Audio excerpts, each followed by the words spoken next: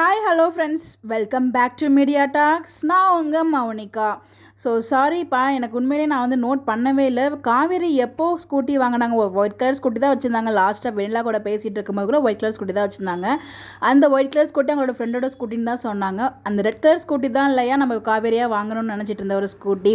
அது என்னென்னு எனக்கு தெரில. ஸோ அதனால தான் வந்து அந்த வீடியோ நான் ஷேர் பண்ணியிருந்தேன். மேபி வந்து இன்னும் ஸ்கூட்டி வாங்கலை அப்படின்னு சொல்லிட்டு மேபி எபிசோட் அது 3 வாரத்துக்கு முன்னாடியே வாங்கிட்டாங்க அப்படிங்கிற மாதிரி நமக்கு ஒரு ஃபாலோவர் வந்து கமெண்ட் பண்ணியிருந்தாங்க. சீரியஸாகவே எனக்கு தெரியல, நான் நோட் பண்ண மாதிரி எனக்கு எந்த ஞாபகமும் இல்லை. மேபி நான் மிஸ் பண்ணுறேன் என்னன்னு தெரியல. மேபி அவங்க வந்து எனக்கு கமெண்ட் பண்ணியிருந்தாங்க.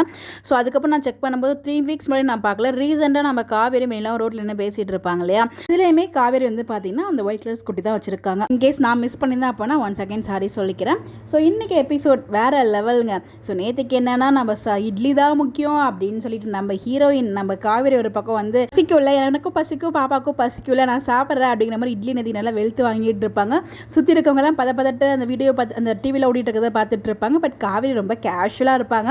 அதே மாதிரி தான் ஹீரோ இன்றைக்கி வந்து பார்த்தீங்கன்னா செம்ம கேஷுவலாக தாத்தாவும் பாட்டியும் அந்த டிவியில் வெளியில பேசுறதை பார்த்துட்டு பயந்துட்டு இருக்காங்க. இவர் சாதாரணமாக அங்கே எதுவுமே நடக்கலை அப்படிங்கிற ஒரு ஃபீலில் ரொம்ப கேஷுவலாக ஆப்பிள் சாப்பிட்டுட்டு இருப்பாங்க. தாத்தாவை பாட்டி இங்கே பயந்துகிட்டே இருப்பாங்க. வந்து பார்த்தீங்கன்னா அவ்வளோ பெருசாக ஃபீல்லாம் பட மாட்டார், அல்ட்டிக்கு கூட மாட்டார். அவர் பாட்டு நான் பாட்டு என் வேலையை பார்க்குறேன் அப்படிங்கிற மாதிரி அவர் பாட்டு வேலையை பார்த்துட்டு இருந்தார். 2 பேரும் செம்ம கூலாக ஹேண்டில் பண்ணிட்டு இருந்தாங்க. அதை பார்க்கவே ரொம்ப அழகாக இருக்குது. அதுக்கப்புறம் 2 பேரும் அந்த message conversation, I love you பொண்டாட்டி, ஐ டூ லவ் யூ புருஷா அப்படிங்கிறது, அதுக்கப்புறம் அந்த அந்த கான்வர்சேஷன் ரொம்ப ரொம்ப நல்லா இருந்துச்சு. வாய்ஸ் மட்டுமே ரொம்ப நல்லா இருந்தது. அதை அவர் கேட்டுட்டு அவர் மூஞ்சில் அவ்வளோ ஒரு பிரகாசமாக இருந்துச்சு, அவ்வளோ ஒரு பிரைட்னஸாக மாட்டார் நம்ம விஜய். ஏன்னா நம்ம கூட காவேரி இருக்கா, உங்களை பற்றி எனக்கு நல்லாவே தெரியும், நீங்கள் ஒரு முடிவு எடுக்கணும்னு நினச்சா நீங்கள் முடிவை எடுக்கவும் செஞ்சிட்டீங்க. இதுக்கப்புறம் அவள் என்ன பண்ணாலும் எனக்கு தெரியல, அவளை பற்றி நீங்கள் புரிஞ்சுக்கிட்டீங்களா, அதுவே எனக்கு போதும், இப்போ உண்மையான முகம் உங்களுக்கு தெரிஞ்சிடுச்சுல அப்படிங்கிற மாதிரி நம்ம காவேரி சொல்கிறாங்க. இந்த விஷயத்தை அப்படியே வந்து பார்த்திங்கன்னா தாத்தாவும் வந்து கேட்குறாங்க.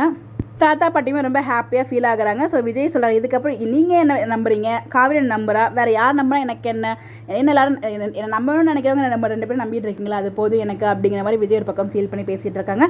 அப்படியே பார்த்தீங்கன்னா நம்ம விஜயோட அங்கே சப்போர்ட்டர்ஸ் இருக்காங்களே, அதாவது ஹெல்ப் பண்ணுறதுக்காக காவேரி கூட இருக்காங்களே, அவங்க என்ன ஒரு சப்போர்ட்டிவ், அது எல்லாமே நல்லா இருந்துச்சு. அதுக்கப்புறம் வந்து பார்த்தீங்கன்னா அந்த ரிப்போர்ட்டர் அப்பா இந்த உலகத்தில் உண்மையிலே ஒரு நல்ல ஒரு மெசேஜ் கொடுத்துருந்தாங்க. எதுக்கு எடுத்தாலும் கையில் ஒரு ஃபோனை தூக்கிட்டு வந்துடுறீங்க, ஒரு பெர்மிஷன் கேட்கும் கூட உங்களுக்கு தெரியாதா, அதாவது இறந்தவங்க வீட்டில் கூட போயிட்டு நீங்கள் வந்து இந்த மாதிரிலாம் பண்ணிகிட்டு இருக்கீங்க அப்படிங்கிறது ரொம்ப அழகாக வந்து இன்றைக்கி காமிச்சிருந்தாங்க.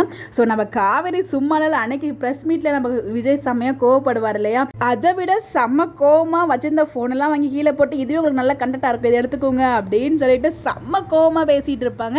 இதெல்லாம் நடக்கும்போது அவங்க அம்மாவும் கரெக்டாக இருப்பாங்க. அதை நான் சொல்ல மறந்துட்டேன் பாருங்கள், சாரதாமாவும் வந்துடுவாங்க. ஸோ சாரதாமா வந்து ஃபீல் பண்ணிகிட்டு இருப்பாங்க. அதுக்கப்புறம் அவங்க வந்து சமாதானம் பண்ணி வீட்டுக்கு நல்ல வேலை ஜஸ்ட் மிஸ். அது கொஞ்சம் நேரத்துக்கு அப்புறம் தான் விஜய் உள்ள என்ட்ரி கொடுக்குறாரு.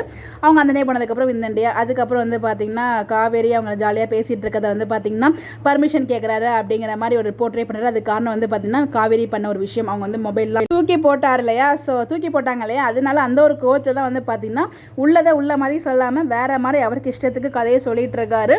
ஸோ இதை பார்த்துட்டு தான் வந்து பார்த்திங்கன்னா வெண்ணிலா நாளைக்கு வந்து ஒரு சம்பவம் கிரியேட் பண்ணுறாங்க. நீங்கள் ப்ரிவியூ பார்த்துருப்பீங்க. உண்மையாகவே இன்றைக்கி எபிசோட் எப்படி ஸ்டார்ட் ஆகி எப்படி எண்டாச்சுனே தெரியல, அவ்வளோ ஃபாஸ்ட்டாக மூவ் பண்ணியிருந்தாங்க. நல்லாவே மூவ் பண்ணிட்டு இருக்காங்க. என்னை பொறுத்த வரைக்கும் ரொம்ப நல்லா இருக்குது, இன்ட்ரெஸ்டிங்காக இருக்குது. நீங்கள் எபிசோட் பார்த்தீங்களா, நீங்கள் எப்படி ஃபீல் பண்ணுறீங்க, உங்களுடைய கருத்து என்னன்னு சொல்லி மறக்காமல் கமெண்ட்டில் ஷேர் பண்ணுங்கள். Bye bye.